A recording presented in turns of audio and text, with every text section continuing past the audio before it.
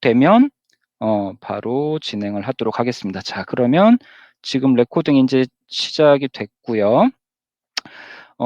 오늘은 저희가 랩 가이드 보내드린 거에 대해서 물론 이제 어느 정도 또 테스트 해보신 분들도 계실 거고, 지난번에 확인해 보니까 아직 이제 테스트 좀 들어가기 전 단계, 어떤 분은 결과까지 또 알려주셨고, 뭐가 되고 안 되고, 이런 것도 또 말씀을 해주셨고, 오늘 그러고 보니까 박광훈 차장님이 오늘 안 들어오셨나?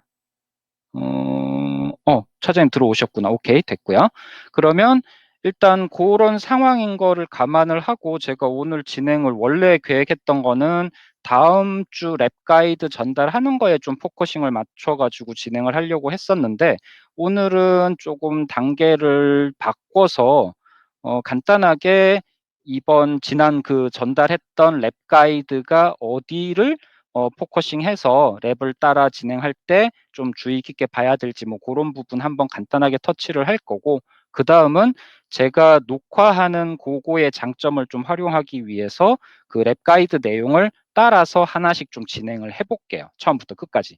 뭐 그렇게 긴 시간이 필요로 하는 건 아닌데, 한 해보니까 30분 정도면은 금방 끝날 것 같기는 해요. 물론 이제 말하면서 하면은 조금 더 길어질 수는 있겠지만, 그러고 거기 이제 중간중간에 아마 처음 이렇게 그 랩을 따라 하시면서 좀 힘들어 할 수 있는 부분, 물론 제가 그때 한 대여섯 군데는 말씀을 드렸는데, 뭐 이렇게 해보면 한두 군데 정도는 조금 이제 언뜻 바로 이해가 안 될 수도 있어요. 그래서 그런 부분들도 한번 녹화를 해놓고 여러분들하고 공유를 할 수 있도록, 그리고 아직 이제 또 못하신 분들은 그걸 보고 또 따라 하시면서 조금 익숙해질 수 있을 것 같고요. 이미 또 저기 진도가 나가신 분들은 다음번 또 랩 가이드 전달하는 거에서 좀 더 빠르게 진행하실 수 있는 장점이 있을 것 같아요. 자, 그러면 일단 첫 번째, 제가 이제 지지난주죠. 지지난주에 랩 가이드를 전달을 하면서 어떤 내용이 중점입니다라고 말씀을 드렸는데, 뭐냐면 포인트는 이거예요.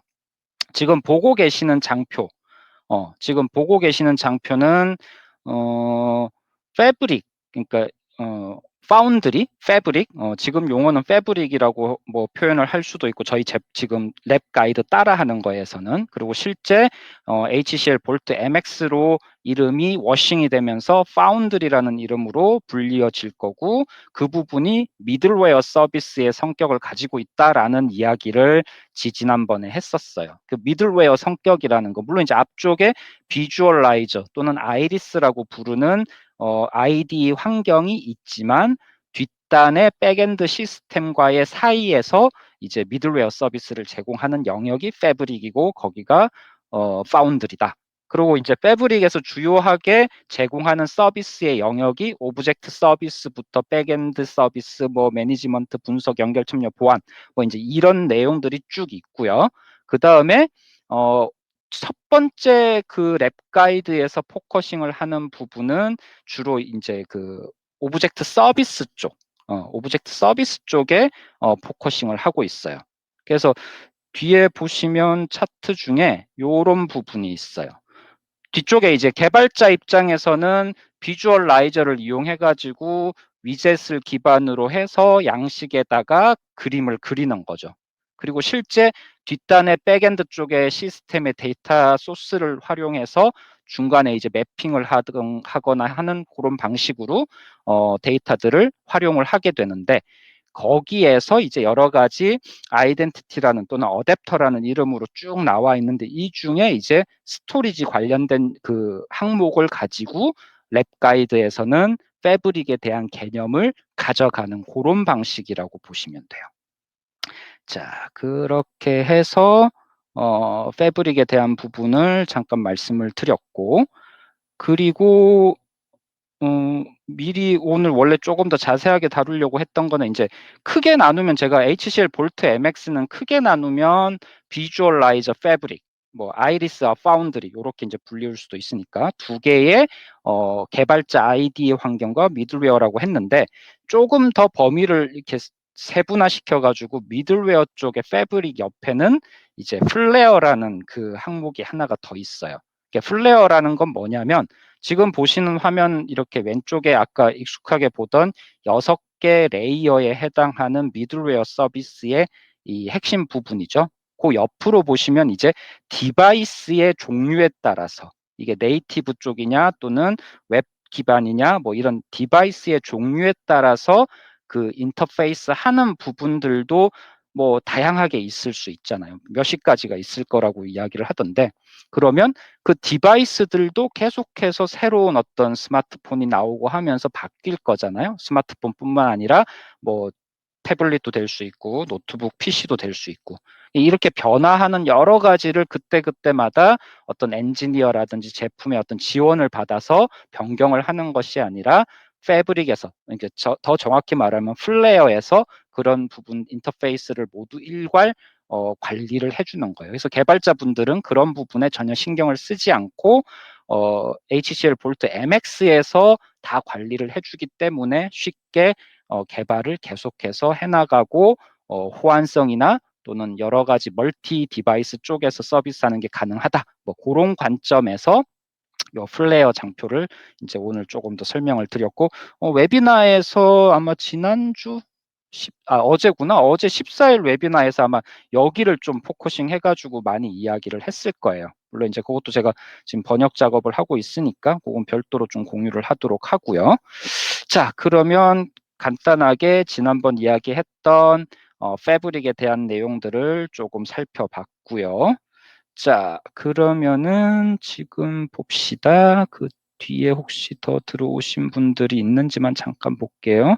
아까 박광훈 차장님 들어오셨고, 오케이, 오케이. 자, 4분 들어오셨네요. 자, 그러면 지금 이제 제가 화면을 제가 요 가이드는 요걸 기반으로 해서 저는 지금 태블릿에 따로 지금 요 랩 가이드를 지금 펼쳐놨고요. 그리고 비주얼라이저는 요거를 이용을 하도록 할게요. 제가 잠깐만 여러분들 보시기에 해상도를 조금 더 크게 한번 해볼게요. 뭐 조금 더 잘 보이실 수 있을런지 모르겠는데 일단 요 정도로 해서 요 정도면 저도 작업하는데 크게 문제는 안 될 것 같고요. 그러면 요 비주얼라이저 화면을 가지고 하나씩 시작을 해보도록 할게요. 일단 랩 가이드 시작할 때 아마 첫 번째 단계는 프로젝트를 새로, 일단 기존에 제가 요건 테스트 한다라고 했던 부분이니까 프로젝트를 새로 만드는 과정부터 하나씩 진행을 해보도록 할게요. 그리고 단계별로 지금 되어 있는 가이드에서 보면은 새로운 프로젝트를 했는데 웹 기반으로 지금 진행을 하고, 물론 이제 요거는 웹 기반으로 시작을 하더라도 안에 들어가서 모바일 어떤 그 앱이라든지 이런 것들도 추가로 더 만드실 수도 있고요. 아니면 아예 처음부터 뭐 모바일 쪽을 한다 그러면 모바일 쪽으로 아예 선택해서 가셔도 돼요. 그거는 상관은 없고요. 그리고 여기 가이드에서는 데스크탑을 기반으로 해서 지금 스토리보드를 만들고 있으니까 데스크탑을 선택을 하고 넥스트로 넘어가도록 할게요. 그리고 이제 프로젝트 네임인데, 프로젝트 네임은 저는 지금 그 이름을 요런 식으로 지금 줄 수밖에 없는데, 요거는 이유를 제가 좀 이따 말씀드릴게요. 뭐 사실 여기 이제 랩 가이드는 세일즈 쿼터라고 되어져 있고 여러분들의 개발 환경에서는 세일즈 쿼터라고 쓰는 게 좋아요.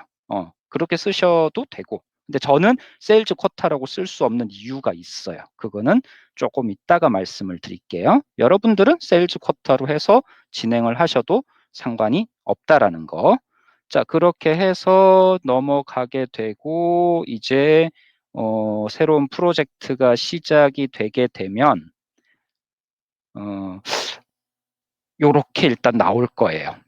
근데 가이드 상에서 보면은 이제 패브릭하고 연결을 하는 부분이 나와요. 그러니까 지금은 비주얼라이저에서 새로운 프로젝트를 시작을 한 거잖아요.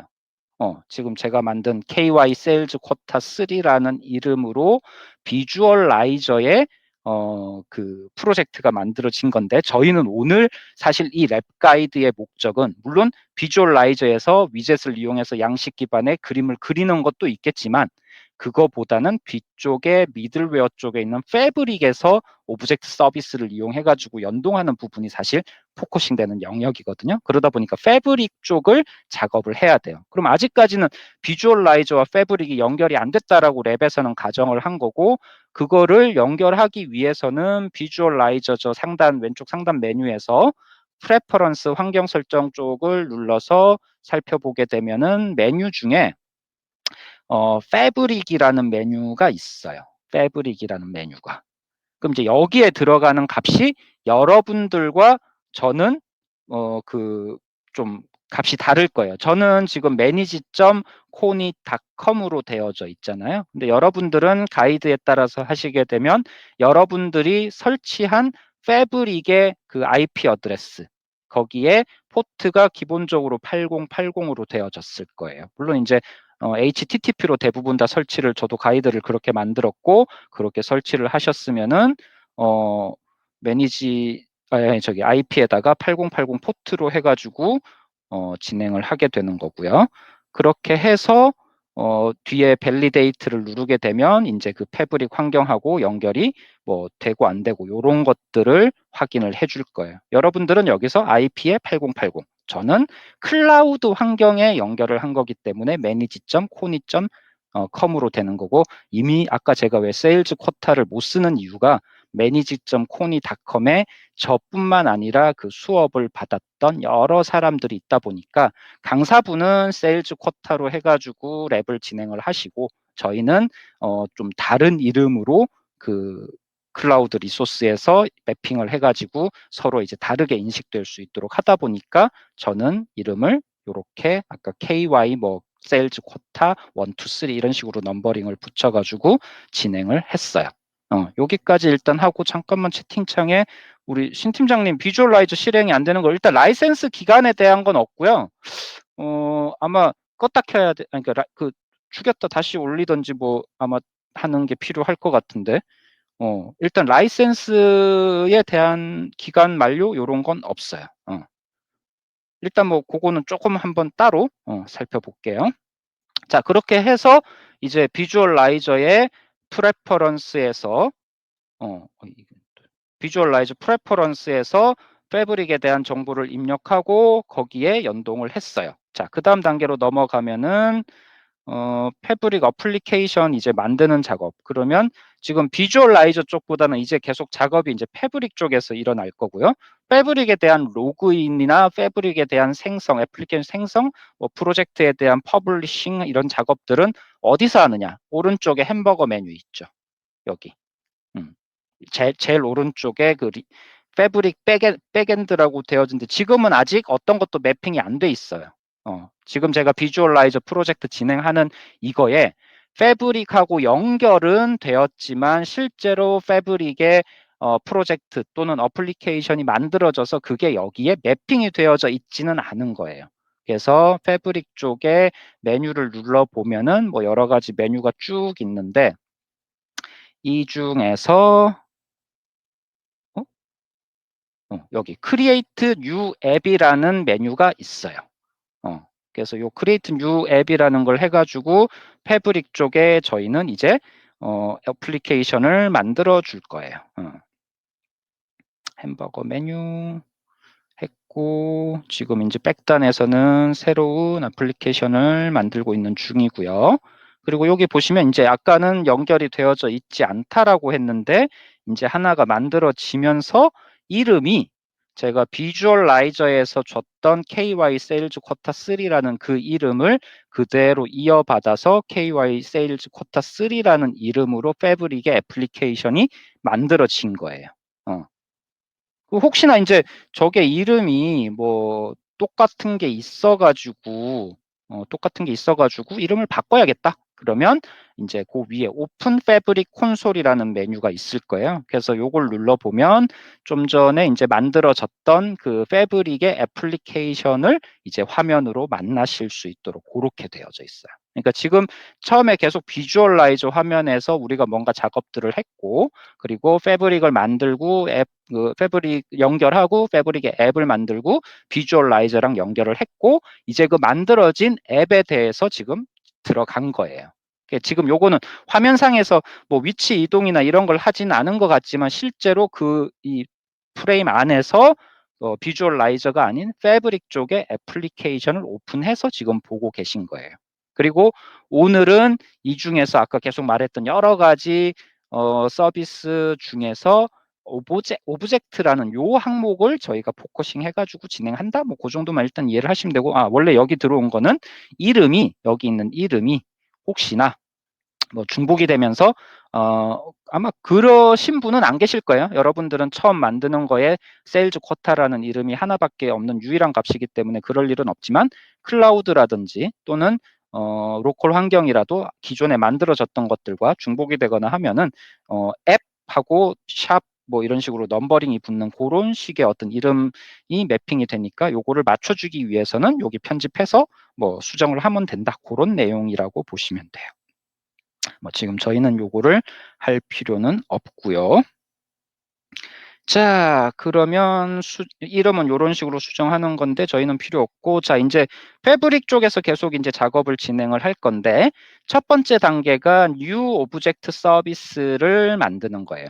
퀀텀 패브릭에서 이제 오브젝트 서비스 만드는데 결국은 이건 데이터 저장소 스토리지 관점에서 보시면 돼요. 그래서 여기 화면이 여기에 여러 가지 아이덴티티, 인티그레이션, 오케스트레이션, 그다음 오브젝트 워크플로우 룰, 인게이지먼트 중에서 저희는 오늘 오브젝트 쪽에 들어가서 생성을 할 거예요.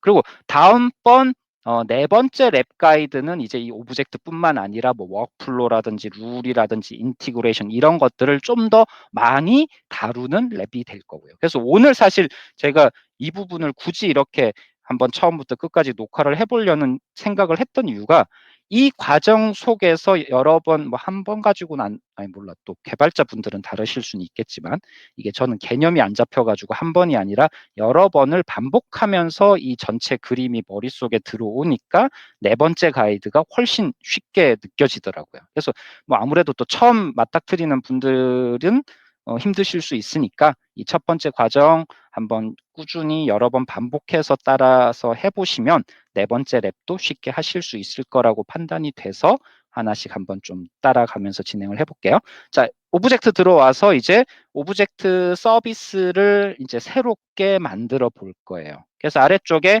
configure new라는 버튼을 눌러서 나오게 되고, 그리고 여기서 저희는 이 용도가 아까 앞에서 비주얼라이저에서 그림을 그리고 거기에 이제 필드에 인풋된 값들을 뭔가 저장하는 저장소 개념이라고 제가 말씀을 드렸잖아요. 그래서 엔드포인트 타입에서 인티그레이션 하는 이 오브젝트 모델을 저희는 데이터 스토리지로 할 거예요.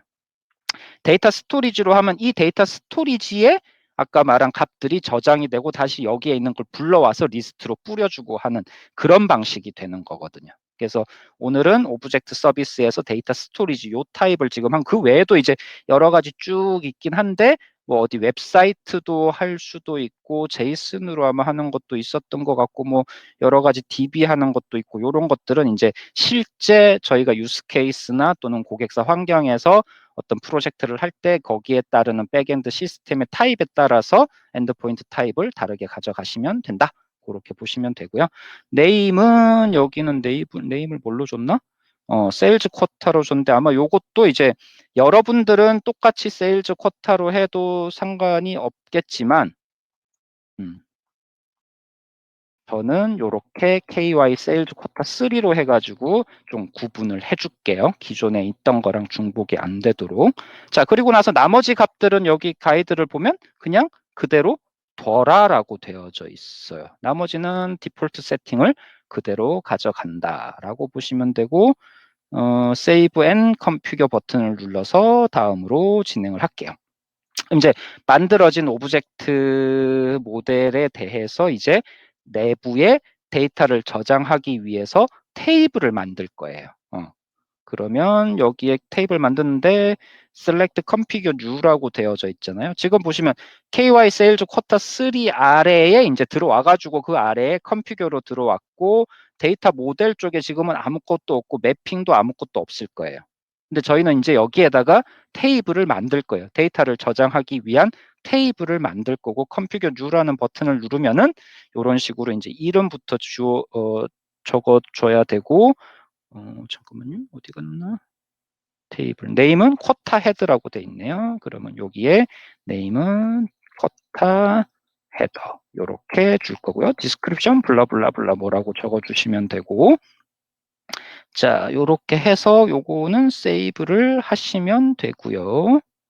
오케이. 자 그럼 이제 데이터 모델이 하나가 만들어졌고 그 테이블 안에 이제 여러 가지 필드가 있을 거잖아요. 지금 보시면 이렇게 필드가 있어요. 필드가 기본적으로 쭉 제가 지금 쿼타 헤더에다가 필드를 쭉쭉 펼쳐서 보여드린 건데 기본적으로 필드는 이렇게 5가지 created by, last updated by, 뭐 create date time, last update date time, soft delete flag 등등 해서 아니 등등이 아니구나 5가지가 이거는 무조건 테이블을 만들면 요 필드 5개는 항상 생성이 돼요. 그럼 요거는 이제 건드릴 수 없으니까 아마 inactive가 되어져 있는 상태고 저희는 여기에다가 저희가 필요로 하는 필드를 4개를 추가를 하도록 되어져 있어요. create for field라고 되어져 있네요. 그럼 여기 위에 add 버튼을 하나, 둘, 셋, 4개. 4개를 만들 거니까. 그리고 거기에 적혀 있는 쿼터 아이디하고 넘버 타입은 넘버로 갈 거고 얘는 프라이머리 키로 둘 거고요. 그 다음에 valid through date 요거는 날짜 같고 데이트 타입으로 둘 거고요. 그 다음에 maximum amount 혹시 그 오타나거나 하는 거 있으면 좀 채팅창에 적어주세요. 아니면 말로 해주셔도 좋고 왜냐면 하다 보면은 자꾸 이런 게 좀 오타가 나서 문제가 되는 경우도 있더라고요. maximum amount는 넘버 숫자 이게 아마 금액일 거니까 넘버로 갈 거고 마지막 하나가 description 설명은 스트링으로 그대로 가면 되고. 그래서 요 이제 4개의 필드는 뭐냐면 저희가 양식에서 그 셀즈 쿼타를 입력하는 부분에 이제 해당하는 각각의 필드들이에요. 쿼타 아이디 들어가고 날짜 들어가고 금액 들어가고 설명 들어가고 그 양식 안에 그냥 심플하게 요 정도 되는 필드를 이용해 가지고 값들을 받아들이고 저장하고 다시 가져와서 뿌려주고 뭐 하는 그런 것들을 위해서 데이터 오브젝트 스토리지 쪽에 테이블 안에 요런 4개의 필드를 이름, 타입, 프라이머리 키 요런 식으로 해가지고 새롭게 추가를 해준 거예요. 자, 그러면 됐고요. 세이브를 해주시고 그럼 이제 필요한 4개의 파일 했고 에디트 타입으로 가서 필드를 다시 펼치고 이제 여기 지금 다음 단계가 쿼터 아이디랑 디스크립션 2개의 필드에 대해서 지금 제가 이제 펼친 거에서 새로 생성된 4개 필드가 보이고 쿼터 아이디를 눌렀더니 그 쿼터 아이디 필드에 대한 세부 이제 속성들이 쭉 있는데 이 중에서 오토 제너레이트라는 여기 요 값이 디폴트가 이제 false가 되어져 있는데 요걸 true로 바꿀게요. 그러니까 넘버링 붙여주는 건 지가 알아서 자동으로 붙여주도록 저희가 뭐 관여를 하는 건 아니고 그렇게 지금 이 상황을 만들어 주는 거죠. 그 다음에 요것도 저장을 해주시고요. 그 다음에 디스크립션에서도 맥스 랭스 요게 지금 40으로 되어져 있는데 이걸 조금 더 키워서 128로 만들어 주라라고 되어져 있네요. 좀 더 많은 내용을 담을 수 있도록 해줘라 정도로 이해를 하면 될 거고 뭐 이 정도는 세이브 하고 넘어가면 되고 자 그 다음에 이제 매핑 쪽으로 넘어갈게요. 왼쪽에 보시면은 저희가 지금 작업한 거는 데이터 모델에서 테이블 안에 필드들을 만들고 그 필드들의 속성들을 지금 수정을 한 거고 이제는 이 각각의 필드들을 매핑하는 쪽으로 좀 넘어가 볼게요. 매핑은 결국은 get, post, delete, put 뭐 요 4가지에 대한 어떤 값들을 기본적으로 얘가 만들어지는 거예요. 기본적으로 만들어지는 거고 요거는 저희가 지금 뭐 손을 댈 부분이 많지는 않아요. 그래서 그냥 디폴트로 요런 4가지 매핑된 어떤 메소드라고 해야 되나 뭐 요런 것들이 있다라는 거를 확인을 하시면 되고 그 다음에 이제 매핑 쪽으로 넘어가면 여기 아마 시큐리티 레벨을 바꿔주는 걸로 그 다음 단계가 되어져 있을 거고요. 그래서 get을 만약에 선택을 하게 되면 뭐 쭉 설명이 나오는데 여기에서 제일 상단에 verb security 레벨이 있을 거고 얘를 지금 뭘로 바꿔주도록 돼 있나? public으로 public all user로 바꿔주도록 되어져 있고 세이브를 해줄게요. 아마 요거 하나만 해주면 되는 것 같던데 그때 저희도 하다가 누구는 여기서 포스트 하는 경우에도 뭐 다 바꿔주고 뭐 이렇게 작업을 하신 분들도 있다 그러더라고요. 근데 아마 크게 get만 하셔도 문제될 거는 없을 것 같아요. 자, 그 다음에 이제, 요렇게 해가지고 기본적으로 이제 데이터를 저장하는 어떤 용도에 맞게끔 필드라든지 속성이라든지 이런 것들을 다 작업을 했고, 요거를 이제, 저희는 퍼블리싱을 할 거예요. 그럼 퍼블리싱은 어디서 하느냐? 지금 요거 보고 계시는 화면은 패브릭 콘솔 쪽이잖아요. 그러면 다시 패브릭 콘솔이 아니라 디자이너로, 그러니까 비주얼라이저로 돌아갈게요. 비주얼라이저로 돌아갔죠. 여기 버튼 눌러가지고. 그리고 다시 오른쪽에 햄버거 버튼 누르면 아래쪽에 퍼블리시 프로젝트 서비스라고 되어져 있는 메뉴가 보일 거예요. 그럼 요걸 누르면은 이제 지금 저희가 작업한 그 패브릭의 애플리케이션 또는 패브릭의 그 애플리케이션 프로젝트를 이제 퍼블리싱을 해가지고 써먹을 수 있게 된 거예요.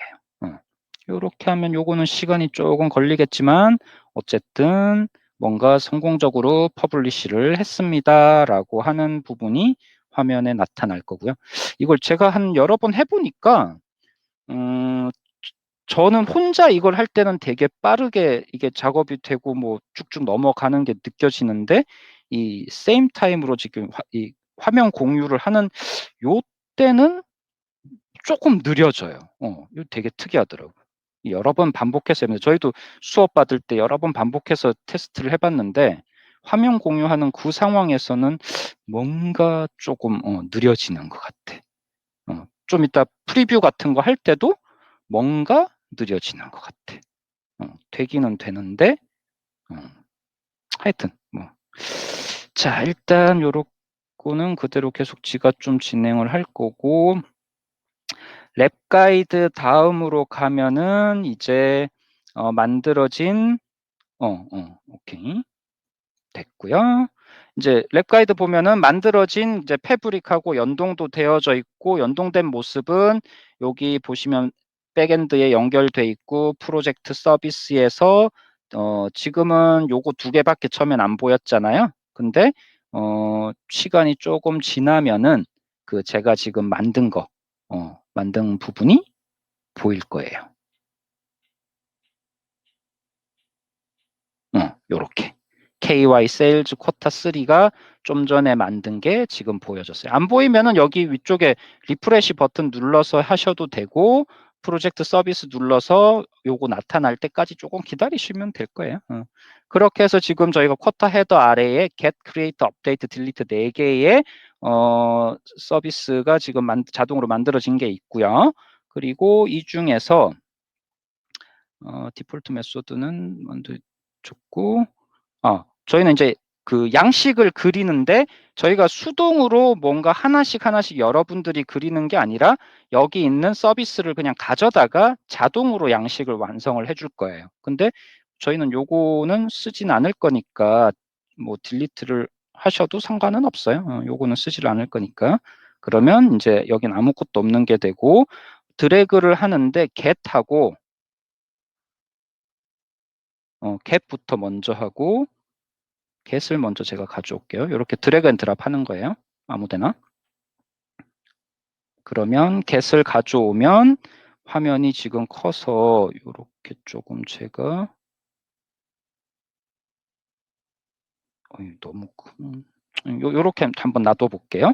그러면 지금 그리드, 쿼터헤더 그리드, 목록 나오는 양식과 그 다음에 디테일, 쿼터헤더 디테일 해가지고 여기 목록이 나와 있는 거에 하나의 아이템을 찍으면 그 아이템에 대한 세부 정보를 보여주는 두 개의 양식이 get이라는 프로세스를 통해서 자동으로 만들어진 거예요.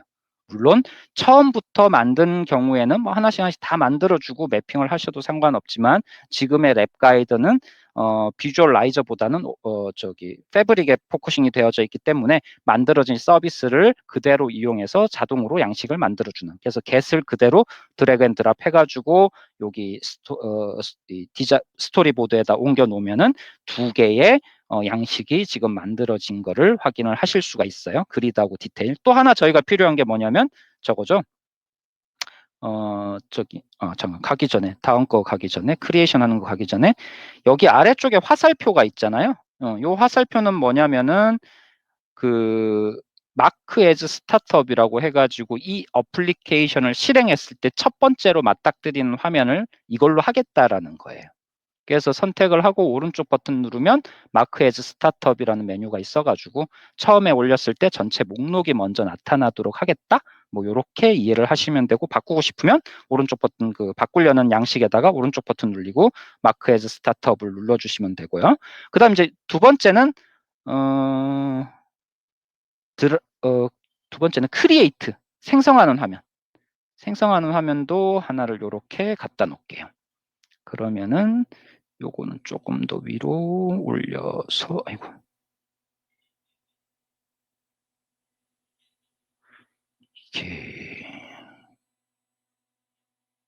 이게 화면이 작아가지고 좀 이동이 잘 안 되는구나. 일단 요렇게 보셔도 이해는 하시겠죠?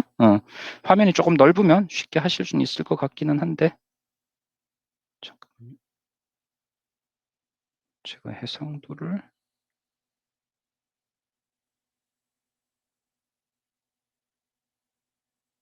요렇게 하면 되겠다. 자, 가급적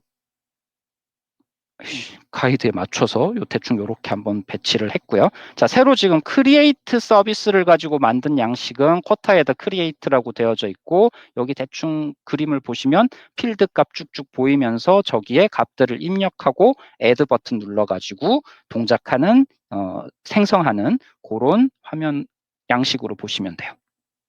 자, 그럼 대충 이제 스토리보드가 이렇게 캔버스에 그려진 거 보이실 거고, 자, 여기에서 위에 이제 스토리보드 말고 디자인으로 넘어가 볼게요. 그러니까 스토리보드는 전체 양식을 가지고 이렇게 흐름이나 이런 것들을 볼 수 있는 그 영역이고요. 디자인은 이제 각각의 그 양식별로 이제 세부적인 조율을 하는, 디자인을 변경하거나 하는 그런 작업들. 그래서 디자인 선택을 하고, 크리에이트 스크린, 그리드 스크린, 요 왼쪽에 보면은 양식이라는 게 보이죠? 지금 저희가 리스판시브 웹 데스크탑 요걸로 생성을 했고 그 외에도 태블릿, 모바일 등등 여러 가지가 다 있다라고 말씀드렸고 저희가 작업하고 있는 영역은 여기에 리스판시브 웹의 데스크탑이고 그 중에서 양식 아래에 헤더 그리드, 디테일, 크리에이트 요 세 개가 지금 만들어져 있는 거 보실 수 있을 거예요. 그게 아까 스토리보드에서 자동으로 만들어졌던 거고요. 자, 3, 4 아웃라인에서 그리드 스크린을 먼저 선택을 하라고 되어져 있어요. 그래서 쿼터 헤드 그리드 스크린을 먼저 선택을 하면은 이렇게 보여질 거고 그다음 여기에 이제 이게 그냥 지금 목록이 쭉 뿌려져 있는데 세일즈 쿼터가 저장된 걸 불러와서 보여주는 목록인데 여기 지금 어디 생성하는 버튼이 아무 데도 없어요. 그래서 왼쪽 라이브러리 쪽에서 보시면 위젯 중에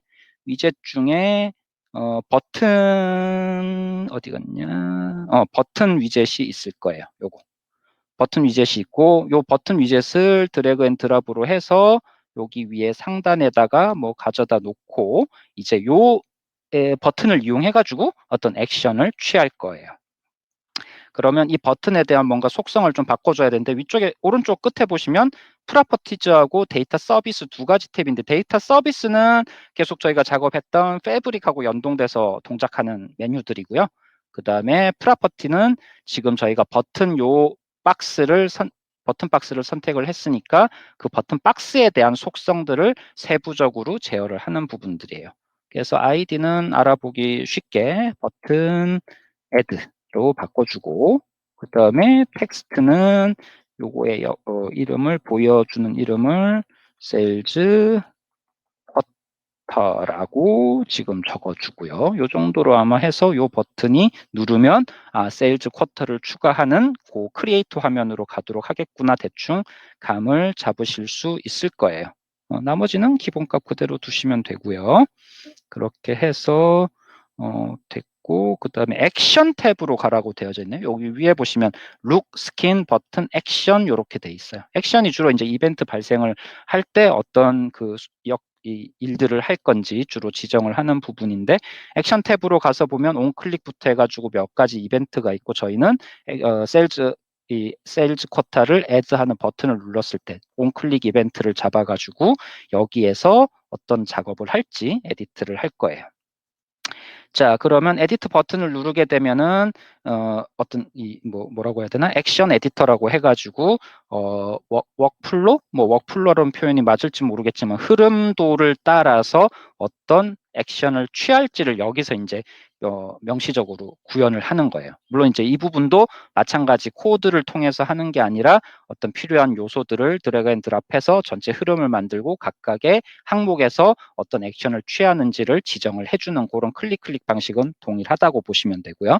그러면 지금 현재 온클릭 이벤트를 잡아가지고 어떤 액션을 취하도록 시킬 건데 액션 에디트 들어가니까 스타트 엔드밖에 없어요. 아무런 액션을 취하는 게 없어요. 저희는 세일즈 쿼터 애드 버튼을 누르면은 새롭게 세일즈 쿼터를 그 크리에이션 하는 양식이 뜨도록 뭔가 액션을 취하라라고 해야 될 거잖아요. 그러니까 새로운 양식을 불러와라라는 액션을 취해야 되는데 그 새로운 양식을 불러와라라는 액션은 왼쪽에 보시면 뭐 제너럴부터 해가지고 컨디션도 있고 뭐 여러 가지가 있지만 이 중에서 저희는 요거 내비게이트 투 폼 그러니까 어떤 양식을 불러와라라는 거예요.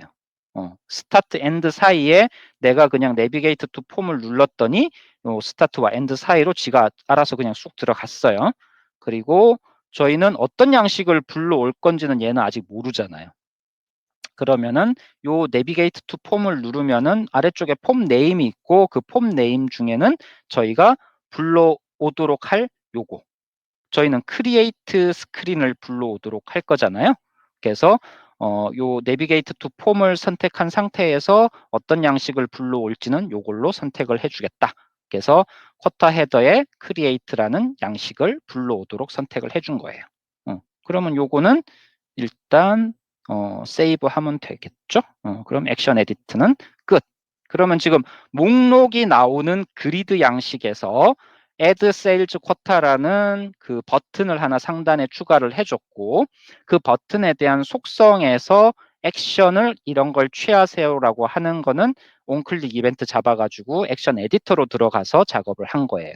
거기서 내비게이트 투 폼이라는 어떤 제너럴한 그 액션 아이템을 가지고 양식을 지정해 주면서 누르면 그 양식이 뜨도록 뭐 아주 단순한 흐름이지만 이거를 지금 저희는 위지위그 방식으로 지금 저희가 하나씩 하고 있는 그런 부분으로 이해를 하시면 될 것 같고요.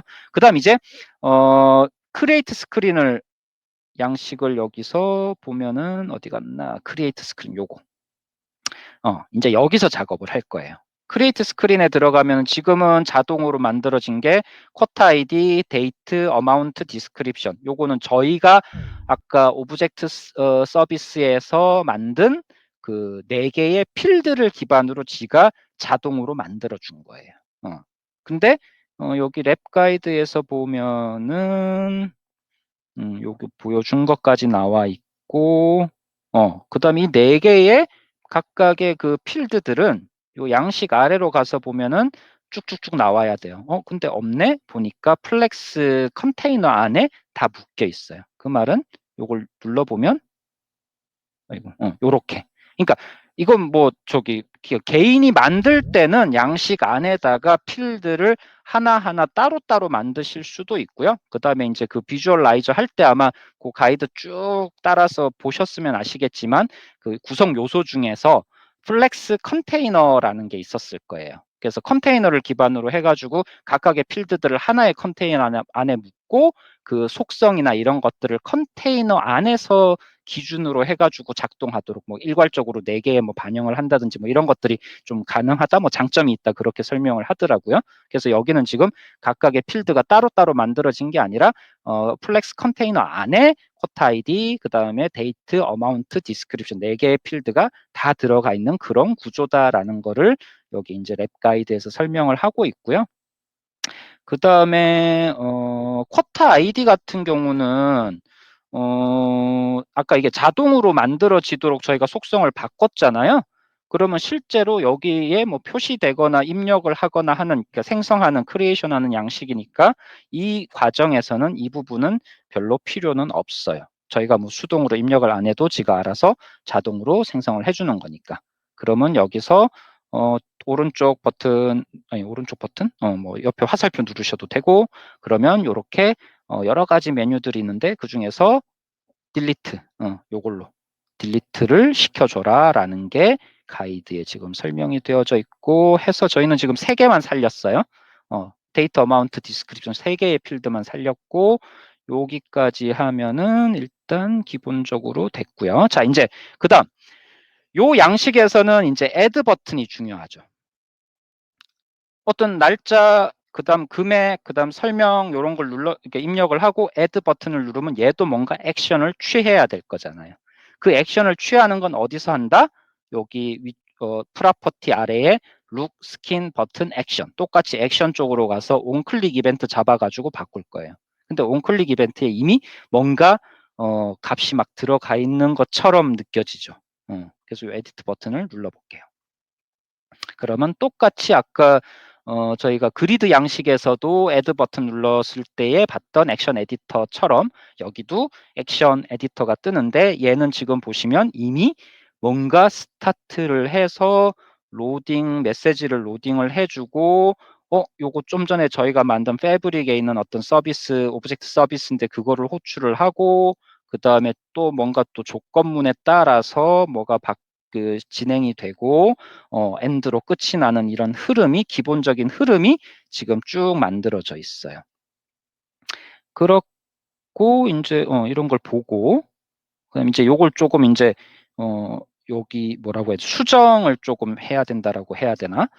요 전체 흐름이 완벽하게 지금 만들어진 게 아니기 때문에 저희가 원하는 거는 그 생성하는, 크리에이션하는 양식에서 값들을 쭉쭉쭉쭉 입력하고 그 다음에 add 버튼을 누르면 그 순간에 입력되어진 값들을 저기 뒷단에 만들어 놓은 패브릭의 오브젝트 스토리지 서비스 쪽에다가 하나씩 하나씩 넣어주도록 할 거잖아요. 넣어주는 것뿐만 아니라 거기 이제 테이블에 저장되어져 있는 모든 레코드를 또 불러와서 그리드 화면에서, 리스트 화면에서 뿌려주는 것까지. 그러니까 생성하는 양식에서 add 버튼을 누르면 첫 번째는 뒷단에 만들어 놓은 테이블에 저장하는 거. 그 다음 저장하는 게 끝나고 나면은 기존에 저장되어져 있는 모든 값들을 다시 가져와서 그리드 화면에다가 뿌려주는 거. 이런 작업들을 이 액션 버튼 하나에서 지금 다 그림을 그려야 돼요. 근데 이미 기본적인 토대는 다 만들어져 있어요. 자, 그래서 보면 여기는 그냥 adjust, view and select if condition 뭐 이렇게 되어져 있는데, 자, 여기서 보면은 if 컨디션이 있는 데가 있어요. 이게 그림이, 이게 이제 여기 아마 처음 이 작업을 하실 때 이런 전체 흐름을 알고 보셨으면은 아마 크게 어려움이 없이 진행을 하셨을 거고요. 아마 저처럼 처음 이제 이런 도구나 이런 걸 처음 써보는 그런, 만약에 저 같은 사람이라면 사실은 이거 흐름 자체가 저는 이 머릿속에 안 들어와 있으니까 도대체 이 랩 가이드에 이 짤토막하게 그 일부분만 강조해서 잘라놓은 그 화면 캡처만 보고는 뭘 하라는 건지 사실 잘 이해를 못했었거든요. 이제 이런 전체 흐름 속에서 if 컨디션 여기를 지금 선택을 하라라고 되어져 있고요. 그 다음에 지금 여기 if 컨디션에서는 이제 저희가 그 테이블에 저장, 그러니까 위쪽에서, 위에서 이미 테이블에 저장하는 건 여기 이제 그 쿼터 세일즈, 세일즈 쿼터 3라는 오브젝트 스토리지 서비스 여기에서 다 처리가 됐어요. 저장하는 거는.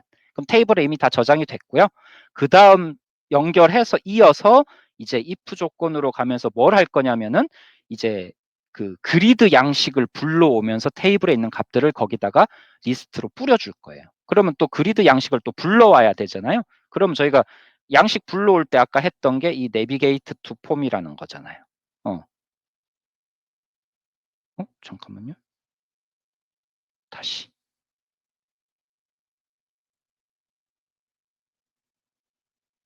딜리트. 여기서 if 조건을 누르고 요거를 여기다가 가져가서 요렇게 연결을 해 주셔야 돼요. 자, 요거 차이점 혹시 보셨어요? 제가 아까 다시 한번 해볼게요. 딜리트 하고요. 자, 원래 요렇게 되어져 있는 상태에서 if 문을 누르고 여기 설명은 여기 설명이 지금 되어져 있는 대로 사실 따라 해야 되는데 if 문을 클릭을 하고 그 다음에 navigate to form을 드래그 해가지고 if 스텝에 갖다 붙이라고 되어져 있어요. 요걸 드래그해서 붙이라고. 근데 그냥 만약에 제가 이 아까 자동으로 왜 완성하는 것처럼 그냥 클릭을 해버리면 이 navigate to form이 if와 else 사이에 그냥 들어가요. 요렇게 자동으로. 그래서 그냥 클릭하는 경우에는 그 중간 단계에 그냥 오토 자동으로 삽입이 되는 거고 저희는 요렇게 그냥 중간 단계에 삽입이 되는 게 아니라 if 문에서 요거를 드래그 앤 드랍해서 사이드에 놔두면 요런 식으로 yes, no로 분기가 되는 요런 그림. 이게 이제 여러분들이 그 가이드에서 보시는 그 화면 캡처 반토막 난 화면 캡처 그림처럼 이제 보일 거예요. 요 부분을 아마 모르겠어요. 뭐 이제 개발을 계속 이런 툴을 이용하신 경험이 있으시거나 또 개발자 분들은 요런 걸 또 뭐 당연스럽게 생각을 하실 수는 있는데 아마 개발을 하시지 않는 분들은 조금 다르게 저처럼 이해를 하실 수도 있을 것 같아요. 자, 그리고 이제 잠깐 여기까지 하면 되고 그다음 그리드 폼 여기 이제 아까 양식 어느 쪽 양식을 불러와야 될지는 마찬가지 여기 내비게이트 투 폼을 선택하고 이번에는 그리드 양식을 불러오도록 지정을 하는 그런 식으로 하시면 되고요. 그다음 이제 여기 뷰를 보는 방식인데 이건 다이아그램 뷰라고 해서 지금 저희가 보고 있는 방식이고 오른쪽에 디자인 뷰라고 되어져 있잖아요. 약간 이제 보는 방식의 차이를 두면서 핸들링 하는 부분을 또 조금 다르게 할 수 있다. 뭐 요런 정도로 이해를 하시면 될 것 같아요. 그 다음에 0이면 뭐 어떻게 하고 조건문 같은 거 하고 뭐 이건 상관없고 디스플레이 에러 뭐 이거 이제 이해하는 거는 다이아그램으로 볼 때와 디자인 뷰로 볼 때 그리고 코드 뷰로 볼 때 이런 각각의 이제 방식으로 보고 수정을 하거나 하는 것들도 편한 대로 하실 수가 있다. 뭐 요건 이제 그냥 저런 보기 방식이 있다 정도로 이해하시면 되고 세이브를 할게요. 그러면 이제 여기까지 하면은 다 끝났어요. 아마 가이드 내용에서 뭔가 만들어 주는 건 다 끝났고 지금 저희가 만든 거는 다시 한번 정리를 해볼게요. 스토리보드 요 툴을 가지고 이야기를 하자면 자, 첫 번째 저희는 이미 비주얼라이저에서 프로젝트를 처음에 하나 만들었고 그리고 뒷단의 그 미들웨어 쪽 패브릭에서 앱도 만들었어요. 물론 그 전에 연결하는 것과 다 했고 그리고 만들어진 앱을 지금 비주얼라이저에 이렇게 불러와서 보고 있는 중이고요.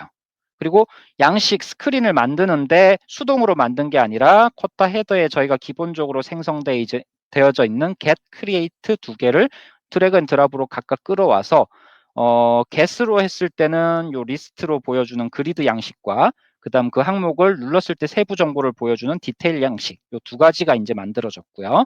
그 다음에 create를 가져와서 만든 양식은 여기 그 정보를 세일즈 쿼터 정보를 입력하는 그런 입력을 받아들이는 화면 그리고 저희가 지금 디자인 여기 툴에 들어가가지고 디자인 툴에 들어가서 뭐 세부적인 어떤 계속 정보들을 쭉쭉쭉 작업을 해주고 그 결과 아까 워크플로 액션 아이템의 액션 디자이너에서 작업했던 것처럼 뭐 여기 목록 창에서 세일즈 쿼터 생성하는 버튼을 누르면은 크리에이션 하는 화면 양식이 나오고 여기서 애드 버튼을 누르면은 테이블에 다 저장하고 다시 그리드 쪽에 와서 전체 목록을 뿌려주고 각각의 항목을 누르면 오른쪽에 디테일이 보이고 뭐 이런 이제 흐름들을 저희가 뒤쪽에 작업한 것들이 막 화살표나 이런 것들로 해가지고 보기 편하도록 되어져 있다라는 거. 그리고 요 뒤쪽에 패브릭 콘솔 해서 누르면은 오늘은 사실 오브젝트 서비스 항목의 스토리지 쪽 항목 하나만 포커싱 해가지고 데이터 저장소로서 활용하는 부분. 그래서 거기에 요 오브젝트 항목 하나, 나머지는 이제 다음번 랩에서 또 다룰 거예요. 오브젝트 요 항목 하나에 만들어서 데이터 스토리지의 어떤 테이블을 만드는 거, 그리고 거기에 필드들을 쭉 생성하는 거, 그 필드들을 자동으로 매핑해서 요런 get, post, put, delete 뭐 이런 것들 서비스들을 만드는 거, 이런 것들 작업을 여기 이제 오브젝트에서 다 작업을 했다. 뭐그 정도로 이해하시면 되고, 이제 작업이 다 끝났으니까 요거를 프리뷰로 해가지고 돌려보는 거. 어디 갔어? 빌드. 여기 이제 라이브 프리뷰 세팅으로 들어가라고 되어져 있고, 여기에 이제 항목들이 쭉 나오는데, 여러분들은 지금 이제 리스판시브 웹 기반으로 만들어졌기 때문에 요거 하나만 하시면 되고요. 이제 뭐 여기다가 뭐 모바일 쪽도 아까 양식으로 해서 추가를 하고 하면 이제 한꺼번에 뭐 웹하고 모바일하고 이런 것들도 여기다 체크를 하시면 되고, 그 다음에 어디 갔지? 마지막 뭐 요거 처음 할 때만 뭐 클린 프리뷰 이걸 눌러줘라 뭐 이런 이야기도 있었던 것 같은데, the first time, 그쵸. 처음 프로젝트 실행할 때 요거 한번 눌러줘라. 그리고 세이브 런 하게 되면 이제 요 만들어진 내용들이 쭉쭉쭉 빌딩이 돼가지고 테스트를 해볼 수 있는 앱으로 보여지는 그런 화면이 나올 거예요. 근데 이게 여기가 시간이 제일 많이 걸렸던 것 같아. 생각보다 빠르네. 자, 그러면 여기 이제 화면이 나왔고, 뭐 아마 이런 툴은 저보다는 여러분들이 더 많이 익숙하지 않을까 싶어요. 저는 사실 이런 거 잘 안 써봐서 잘 모르겠는데, 아마 지금 저희가 작업했던 여러 가지 코드들이 뭐 쭉 이렇게 있는 것 같고, 뭐 디버그 뭐 이렇게 뭐더라? 뭐 이렇게 무슨 중지 시켜가지고 이렇게 동작하다가 중지하게 되면은 거기서 한번 뭐 이렇게 찍어 놓고 뭐 중지시켜서 결과 보고 다음 진행하고 뭐 그런 식으로 하는 툴인 것 같고, 여기에 요거 눌러가지고 이제 테스트 진행해 보는 거죠. 그래서 지금 화면에 이렇게 이제 그리드 쪽 양식이 있고, 저희가 여기 세일즈, 애드 세일즈 쿼타라는 버튼을 만들어 놨잖아요. 그걸 누르면은 그 다음에 이런 식으로 입력하는 양식이 나오게 되고, 입력하는 양식에서 날짜 오늘 4월 15일인데 14일 뭐 하고 금액 5,000원, 그 다음에 설명은 한글 이렇게 해서 입력을 하게 되면 add, 그러면 이제 나오는데 이렇게 나와요. 근데 이제 제가 요거를 굳이 한 거는 아마 제가 일부러 박광문 차장님이 보내주신 질문 메일을 계속 이제 CC에 여러분들을 다 넣어서 아마 했었는데, 밸리드 스루 데이트가 안 나오는 건 제가 따로 이야기 드리겠다고 한 부분이 있어가지고 요거는 제가 오케이 했는데, 아마 박광문 차장님이 메일 주신 거에는 여기 한글도 안 나온다, 아니 한글이 깨진다 그랬었나? 한글이 안 나온다 그랬었나? 하여튼 그렇게 말씀을 하셔가지고 그거는 제가 조금 이상하더라고요. 그래서 뭐 일단 지금으로서는 문제가 뭔지는 정확히 모르겠지만 아마 환경적인 요인이지 않을까 싶어요. 그래서 그거는 따로 좀 그 문제를 저희가 따로 해결하는 부분으로 가도록 하고, 일단 실제 뭐 작업을 하시거나 할 때는 크게 문제될 거는 없을 것 같아요. 자, 그리고 이제 오늘 날짜 부분이 안 나오는 거는 저도 수업을 들었지만 사실 정확한 이유는 모르겠는데, 그 강사분 말로는 이 날짜와 관련했던 어떤 포맷 뭐 이런 것들이 안 맞아서 그렇다. 그래서 뭐 이걸 자바스크립트로 뭐 변환하고 어쩌고저쩌고 하는데 거기부터는 제가 못 따라갔어요, 사실은. 근데 거기서 사실 가르쳐 전달하고자 했던 부분은 뭐냐면, 여기에 이제 이건 자동으로 지금 그려진 거잖아요. 그래서 여기에다가 저희가 예를 들어서 날짜를 집어넣는 거를 어디 갔어? 텍스트 박스 요걸로 하나 해가지고 대체를 한번 해볼게요.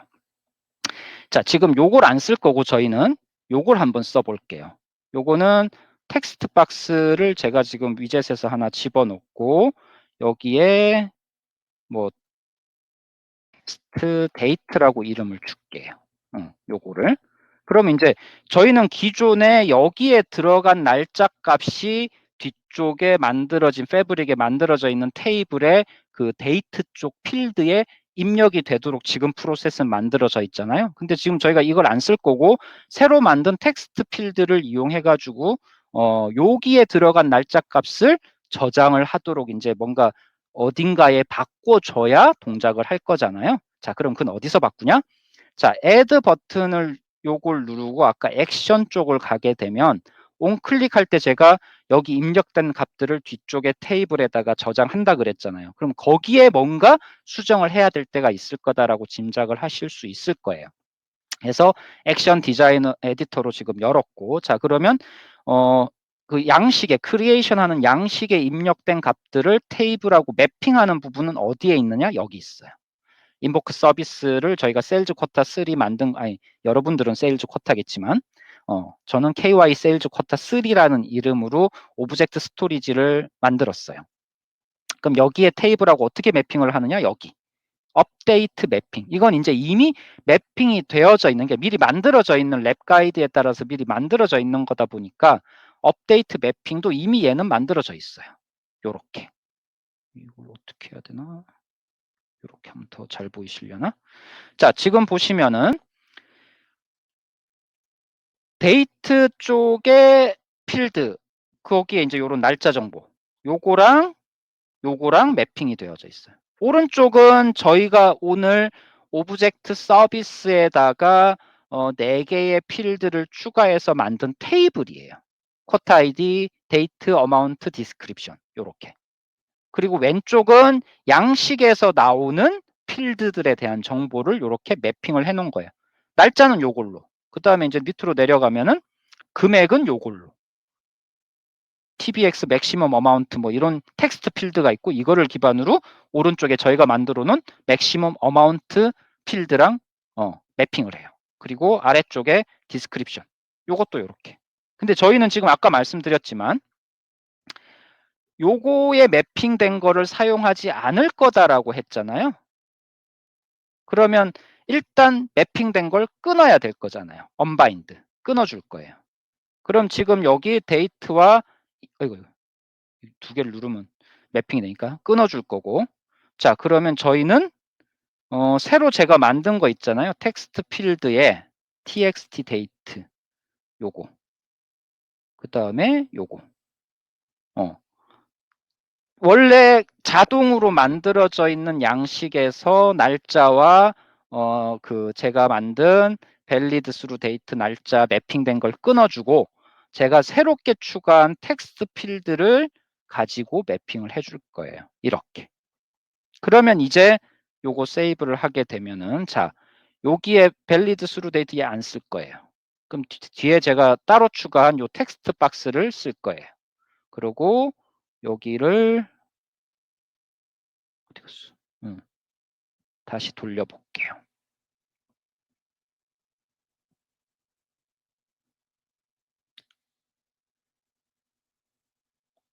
시간이 벌써? 이게 설명을 하면서 진행을 하니까 생각보다 시간이 되게 오래 걸리는 그런 상황이네요. 자, 다시 스타트를 해보면 add sales quota를 할 거고요. 그럼 날짜를 이제 앞에 거 얘를 쓰는 게 아니라 얘를 제가 텍스트 필드를 쓴다라고 말씀을 드렸고요. 0415 오늘 날짜 집어넣고 금액은 7,000원. 날짜는 텍스트 필드로 해서 저장을 하게 되면 요런 식으로. 그래서 요 과정을 통해서 이제 설명드리려고 했던 거는 이게 양식에 있는 필드와 저희가 패브릭에 만들어 놓은 그 서비스 안에 테이블 구조와 매핑되는 부분을 어디서 하느냐? 그거를 설명드리려고 요 과정을 이제 넣어놨고, 그거는 요 온클릭 이벤트 잡아가지고 액션의 어떤 흐름 진행할 때 인보크 서비스 하고 업데이트 매핑 여기에서 끊고 연결하고 하는 것들을 진행하면 된다. 뭐 요렇게 해서 하면은 랩 가이드 세 번째 거를 이제 쭉 한번 말씀을 드렸어요. 잠깐 한 5분 정도만 조금만 더 할게요. 뭐냐면 여기까지 녹화된 거 보고 따라 하시면 아마 크게 문제는 없으실 것 같고요. 자, 그리고 나서 이제 오늘 사실 전달을 할 그 내용은 요거를 지금 보내드릴 거예요. 오늘 이제 이 세션 마치고 나서. 그럼 요 네 번째, 이 세션의 내용은 조금 길어요. 오늘 했던 것보다는 조금 길어요. 이 내용은 결국은 아까 나왔던 그 오브젝트뿐만 아니라 아이덴티티나 워크플로우나 룰이나 이런 것들을 좀 더 많이, 그러니까 패브릭에 있는 여러 가지 서비스 중에서 세 번째 랩에서는 오브젝트 서비스 하나만 다뤘잖아요. 그럼 이제 네 번째 랩에서는 오브젝트 서비스뿐만 아니라 워크플로우, 아이덴티티, 그 다음에 룰 이런 것들을 더 많이 다룰 거예요. 그러다 보니까 분량도 좀 더 많아졌어요. 시간은 좀 길어지기는 하는데 과정이 더 복잡해지거나 그러진 않아요. 그러니까 방식은 세 번째 했던 거와 거의 동일하게 진행을 한다라고 보시면 돼요. 개념적으로. 다만 다루는 아이템이 많다 보니까 시간이 좀 더 많이 늘어났다. 그렇게 이해를 하시면 되고, 제가 미리 좀 말씀을 드릴게요. 6페이지. 6페이지가 어디야, 근데? 4, 5, 6페이지. 아이고. 4, 잠깐만요. 여기 랩 가이드 쭉 가다 보면 5, 여기 6페이지. 뭐 U 인티그레이션 서비스 해가지고 제이슨 서비스로 연결을 할 건데, 여기 보시면 뭐 copy URL from published 뭐 어쩌고 저쩌고 세일즈 쿼타, 지금 제가 새롭게 전달을 해드리는 가이드는 세일즈 딜이라는 이름의 패브릭 애플리케이션을 만드는 거예요. 그래서 모든 대부분의 작업이 세일즈 딜이라는 새롭게 만드는 패브릭 애플리케이션에서 다 진행을 하는데, 이제 진행하는 과정 중에 우리가 오늘 이제 저 진행했던 세 번째 랩에 따르는 세일즈 쿼타 그 애플리케이션 있잖아요. 거기에 정보가 이렇게 연결이 되다 보니까 거기에 정보를 뭔가 가져다가 써야 되는 부분이 있어요. 뭐 쭉 진행을 이렇게 하다 보면. 그러니까 세일즈 딜이라는 애플리케이션을 새로 만들어서 뭔가 서비스를 추가하고 쭉쭉쭉 하는데, 이전에 만들었던 세일즈 쿼타하고 세일즈 딜이라는 앱이 연동이 되기 때문에 세일즈 쿼타의 요 값을, 어떤 URL의 값을 가져오는 부분이 있구나라는 거를 이해를 하시면 아마 작업할 때 이걸 세일즈 딜에서 찾을 게 아니라 세일즈 쿼타 쪽 앱에서 이 URL을 찾아야 되는구나라는 거를 좀 이해를 하실 수가 있을 것 같고요. 이거는 아마 오늘 작업한 이 패브릭 콘솔로 좀 제가 다시 열어볼게요. 패브릭 콘솔 열면 저희가 오늘 작업한 세일즈 쿼타 애플리케이션의 어떤 화면이 나타날 거고, 여기에서 어디더라? 에이, 잠깐, 여기가 아니지. 잠시만요. 여기가 아니고,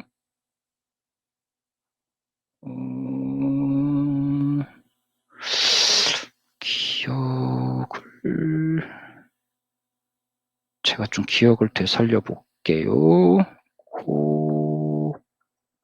콘이, 매니지 콘이 여기구나.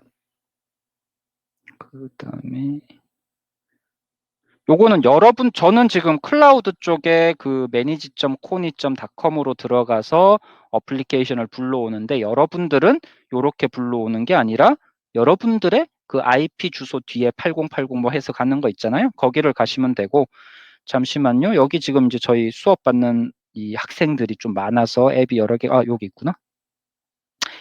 KY 세일즈 쿼터 3 요 앱이 있고요. 요 앱을 열면 요 오른쪽 끝에 퍼블리시라고 하는 부분이 있어요. 퍼블리시라고 하는 부분. 그러니까 아까 저희가 계속 작업했던 그 내용을 보는 화면을 비주얼라이저에서 보는 게 아니라 제가 웹 브라우저로 새로 열어 가지고 URL로 치고 들어간 거예요. 그리고 똑같이 KY 세일즈 쿼터 3 앱을 열어서 보는 거고, 기존에는 아마 비주얼라이저에서는 아마 이 두 가지 정도밖에 없었는데 옆에 이게 퍼블리시 메뉴가 하나가 더 있는 거, 그 정도 차이고요.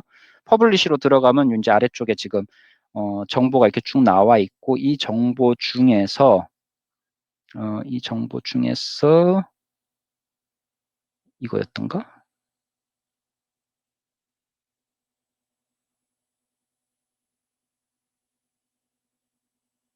여기에서 KY 세일즈 쿼터 헤드, 요렇게 들어가면, 요거 일부러 제가 영상을 지금 남겨두고 있는 거거든요. 여러분들도 제가 클라우드 했던 거와만 다르게 로컬에 설치된 쪽만 찾아갈 수 있도록 브라우저 들어가면 요 흐름대로 쭉 따라오시면 여기에 요 URL이 있어요. 요 URL을 가져다가 진행을 하는 거다 정도로만 이해를 하시면, 그 첫 번째 이제 한번 어려움을 맞닥뜨리게 되는 요 과정, 요 6페이지에서 요 과정에서 요 URL이 갑자기 어디서 나왔냐? 요 부분에 대한 거는 좀 이해를 하실 거고요. 두 번째, 그 다음에 10페이지에 룰을 만들기 위한 요 부분, 요거는 뭐냐면 10페이지 좀 가도록 할게요. 9페이지, 10페이지. 여기구나. 자, 10페이지 내용 쭉 따라가다 보면 갑자기 뭔가 어디 크다란 박스, 그 텍스트 박스에다가 여기부터 시작해서 좀 많아요. 여기까지. 이걸 다 긁어다가 카피 앤 페이스트를 하라고 해요. 근데 이거를 카피 앤 페이스트를 하고 나서 그냥 바로 테스트 뭐 버튼 같은 거 눌러서 해보면 100% 에러가 나요. 왜냐하면 이게 PDF라서 그런지 몰라도 카피 앤 페이스트를 하고 나서 이 형식이 제대로 페이스트가 됐는지를 꼭 체크를 해보세요. 줄바꿈이나 이런 것들이 잘 안 지켜지는 부분들이 있어요. 그러니까 어디는 제대로 이게 줄이 넥스트 이게 다 맞는데 갑자기 어디는 가다 보면 넥스트가 안 맞고 그냥 이어져서 나온다든지 뭐 이런 것들, 그런 것 때문에 카피 앤 페이스트를 하고 나서 테스트 버튼을 돌렸는데 뭔가가 오류가 난다? 100% 카피 앤 페이스트한 결과물이 여기 있는 것과 형식이 달라서 그래요. 그래서 그 부분 꼭 주의를 하시고, 그 다음에 마지막 세 번째, 13페이지 워크플로. 이거는 사실 뭐 지금 말씀드려도 크게 지금 말씀드려도 도움이 되실지 모르겠는데, 13페이지. 빌드 워크플로라는 부분이 있는데, 이 빌드 워크플로에서 사실 진행을 하다 보면은 지금 여기는 워크플로 들어가 가지고 뭐 워크플로 에디터에서 뭔가 작업을 이렇게 부분만 지금 보여주고 있어요. 계속해서 이렇게 지금 보시면 프로세스 U라는 게 나오고, 뭔가 또 그 각각의 속성들을 바꾸고, 리트리브 쿼터라는 게 나오고 속성을 바꾸고, 이렇게 다 부분만 보여주고 있는데 전체 그 그림이 없어요. 여기는 이 랩 가이드는. 그래서 저는 사실 그 부분이 처음에 되게 힘들었거든요. 그래서 요거 아마 제가 같이 보내드리도록 할 텐데, 요건 제가 미리 좀 찍어 놓은 거예요. 요 전체 그림, 요거는 제가 랩 가이드랑 같이 보내드리도록 할게요. 그러면 랩 가이드에 나오는 프로세스 U라는 거에 대한 설명 부분은 따라 하시면 전혀 문제가 없고, 뭐 프로세스 리젝트 뭐 이런 각각은 다 크게 문제가 없는데, 스타트를 하고 나서 어디로 가서 워크플로 상태가 어떻게 됨에 따라서 어디로 가고, 다시 한번 여기서 비교 판단해가지고 어디로, 그러니까 이런 흐름들을 처음 하는데 이게 머릿속에 안 들어오니까 이거 다음에 어디에다 뭘 갖다 붙여야 되고, 그 다음 그림이 대체 어떻게 흘러가야 되고, 이제 이런 것들 제가 이해를 잘 못해가지고 시간이 많이 걸렸는데, 여러분들은 랩 가이드 따라가서 이 개별 항목들은 각각 작업하시다가 여기 부분 할 때 전체 그림은 좀 참고해서 이해를 하시면 크게 문제될 거는 없을 것 같아요. 그래서 오늘은 세션 내용 여기까지 하고, 제가 일단 기록 중지를 좀 누르도록 할게요.